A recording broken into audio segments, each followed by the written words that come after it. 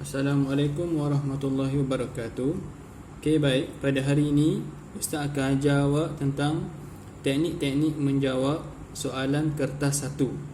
Teknik-teknik menjawab soalan kertas satu adab. Okey, baik. Apabila datang soalan berbentuk macam ni, Ustaz nak pertamanya awak perlu labelkan dahulu kotak yang pertama dengan kotak A dan yang kedua B. Ingat ya, ini wajib. Labelkan dahulu A dan yang kedua labelkan B. Jangan baca dan jawab terus, jangan. Itu akan merugikan awak. Ini teknik terbukti dapat menolong pelajar yang tak pandai baca Jawi tapi dapat skor bahagian ni. Dia dapat markah penuh. Ini pelajar yang tak pandai baca Jawi. Adapun pelajar yang sudah pandai baca Jawi, sudah lancar pun, Ustaz wajibkan awak labelkan juga A dan B dahulu, walaupun awak dah pandai baca Jawi. Kerana apa? Walaupun awak dah pandai baca Jawi, awak boleh lagi tersilap ketika menulis. Ustaz tak nak awak pangkah-pangkah right, tak nak. Ustaz nak awak labelkan juga jawapan dia dengan A dan B. Contoh dia, kotak A, kotak faedah. Kotak B, kotak akibat. Faedah maksud dia perkara yang baik kita dapat kalau kita mengikut sesuatu peraturan. Dan akibat adalah kesan buruk yang kita dapat kalau kita langgar peraturan, langgar adab. Okey, baik. Kita tengok pada jawapan yang pertama. Sebelum tu, soalan ini mengenai adab berhujah. Adab berhujah. Saya dah terangkan itu kan. Adab berhujah ni maksud dia adab dalam berbincang. Yang pertama, menjadi bahan cemohan. Menjadi bahan cemohan. Apa maksud cemohan? Cemohan ni maksud dia ejekkan ataupun dibenci orang. Menjadi bahan dibenci orang. Jadi mana yang sesuai? Faedah ke akibat? Jawapan dia akibat. Akibat. Labelkan dahulu, jangan isi terus. Buat sama-sama. Jawapan yang kedua, masyarakat boleh berpecah belah. Maksud dia bergaduh. Jadi faedah ke ataupun akibat? Semestinya akibat, perkara buruk. Labelkan dahulu B. Menambah ilmu pengetahuan. Tambah ilmu pengetahuan adalah perkara yang baik. Jadi faedah. Labelkan A. Membiasakan diri bersopan dengan masyarakat. Membiasakan diri bersopan dengan masyarakat. Membiasakan diri kita ni jadi baik apabila bercakap dengan orang. Perkara baik ke perkara buruk? Tentulah perkara baik, iaitu faedah. Labelkan A. Melambangkan ciri-ciri seorang pemimpin. Menampakkan kita ni seorang yang boleh menjadi ketua kelas, boleh menjadi pengawas, boleh menjadi ketua keluarga. Melambangkan ciri-ciri seorang pemimpin. Jadi itu adalah perkara yang baik, faedah. Yang seterusnya, tidak memberikan kesan positif kepada pendengar. Tidak memberikan kesan positif kepada pendengar. Maksud dia, apabila kita berbincang, orang tidak dapat ambil perkara yang baik daripada kita. Bahkan orang tambah sakit hati. Contoh dia, kita berbincang dengan kawan kita. Petang ni kita nak belajar dekat mana? Kita nak belajar dekat mana? Tapi apabila kawan awak tanya awak macam tu, awak pun kata tak naklah belajar. Buat apa belajar? Bukan ada apa-apa pun. Jadi kata-kata tersebut bukanlah kata-kata yang baik. Tak kena dengan topik, tak kena dengan soalan yang kawan awak tanya. Jadi jawapan awak tu tidak ada kesan positif lah kepada pendengar. Jadi ia tergolong pada bahagian B, pada bahagian akibat.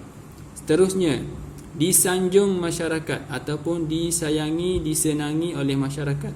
Orang ramai, kawan-kawan kita suka dengan kita. Jadi dia tergolong dalam kategori A, iaitu faedah. Dan yang terakhir, menjatuhkan maruah. Menjatuhkan maruah ataupun menjatuhkan air muka kita. Menjatuhkan air muka kita. Maruah ni maksud dia apa?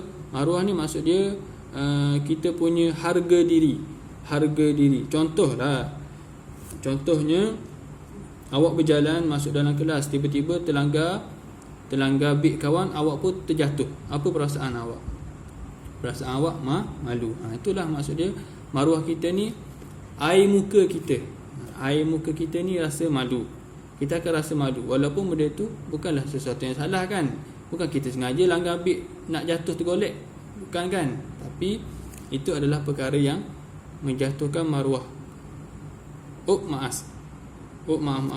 Itu bukan contoh yang baik. Menjatuhkan maruah ni maksud dia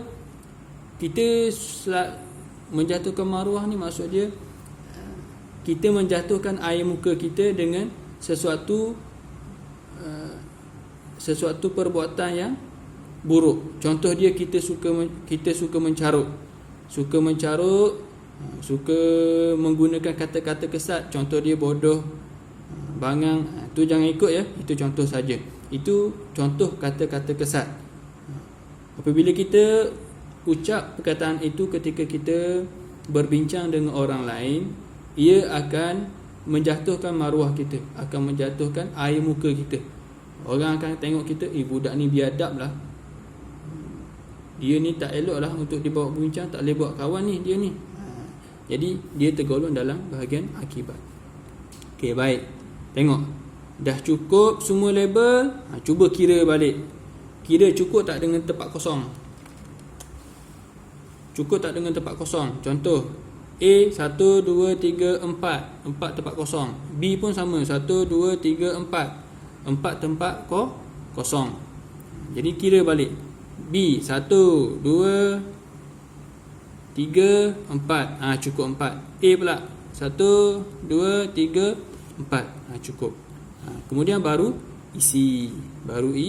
Isi. Contoh A. Yang mana A yang ni? Menambah ilmu pengetahuan. Baru awak tulis. Ini wajib. Wajib dalam peperiksaan, ustaz wajibkan awak buat macam ni. Kena buat walaupun awak kelas Abu Bakar ke, Umar ke, Osman ke, Ali, Hamzah, semua wajib buat. Awak dah pandai ke, tak pandai ke, wajib buat. Faham?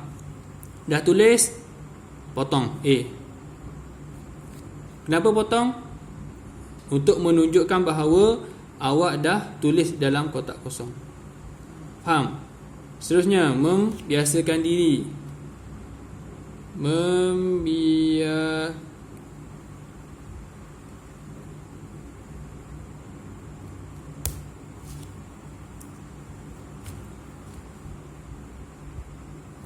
Membiasakan diri